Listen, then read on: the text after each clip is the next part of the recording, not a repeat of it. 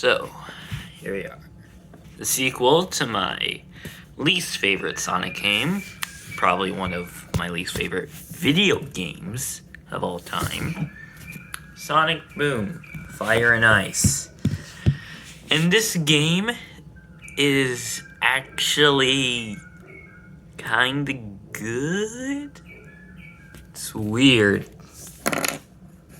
Gee, it's almost as if they took what was bad in like the first game and then they improved it while keeping the things that are already good. What a novel concept. Just wow, hats off to you, Sanzaru Games. Man, wish sometimes Sega would use that same deductive reasoning.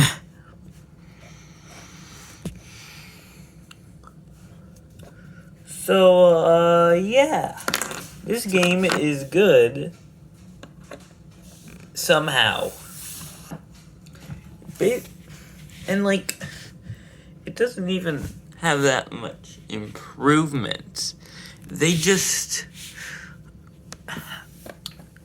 made the level design better and made it so that you only have to beat a level one time with no hidden collectibles needed in order to beat the game. Like, wow, they removed fundamental design flaws and made it good.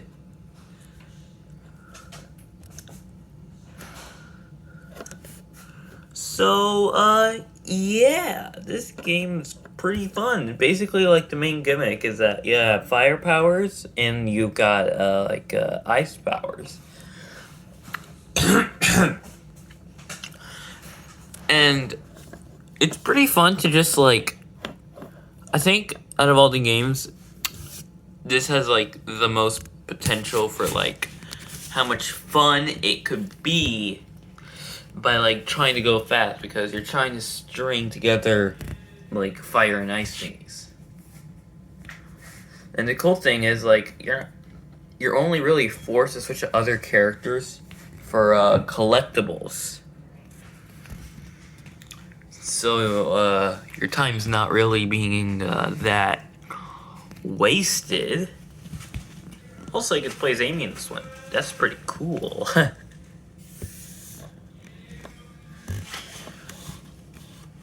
This game also has, like, a better story, because Eggman is in it. It's pretty much the main reason why the story's better. I'm not gonna... Eggman is the best character in the sub-series. What can I say?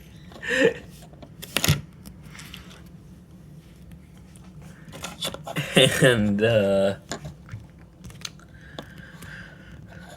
yeah, basically, like, Sonic and Amy, like, find the guys there, then they get powers for absolutely no reason, but, you know, it's fine. I don't really hear that much. And there's also, like, the boss fights, which are also pretty cool. Like, and, like, it probably uses the best case of dual screens. Like, you know those DS games like Yoshi's Island and Partners in Time? Or Sonic Rush that just, like, have two screens at the same time? That's basically what those boss fights are.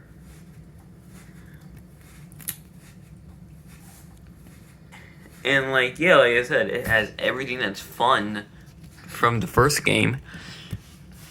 And more, unfortunately, like the Tail Submarine segments. However, those are secluded to their own level, so you could just, like, not play them.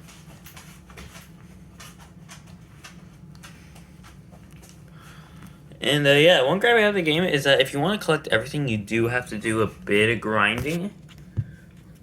Because Tails has a shop where you can buy, like, moves as well as robots for the multiplayer mode, which is... By the way, it's pretty much a race akin to the end of world races in the first game.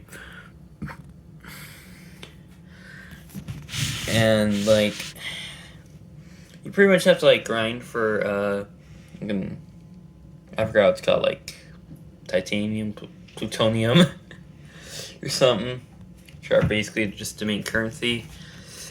And you get that by just beating a bunch of robots, so that usually just ends up with using Six's boomerang to just farm robots and waiting for them to respawn. So yeah, it's kind of not very fun when you do that, but you know, if you don't do that, you just ignore it because you're on a 3DS in 2022 or more, and no one's gonna want to connect to your 3DS via network playing and play Sonic Boom, Fire and Ice with you. Let's be honest.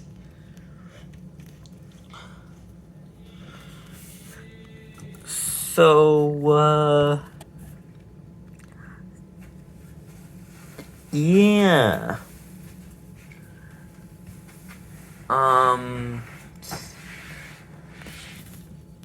All the level scenes are fun, like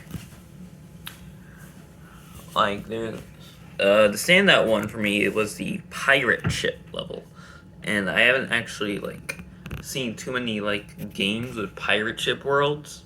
The only one I can think of top of my head are like Shantae, this game, and that one stage from Sonic Rush Adventure. So yeah, basically good game. Better than the first. Makes me question everything about this sub-series. Any thoughts? Nah. Fuck the submarine. It's boring. Also, those Tails Watercraft segments, they also suck. Anyway, yeah, stay tuned for our next video on a great game. But what great game is it? Wahoo!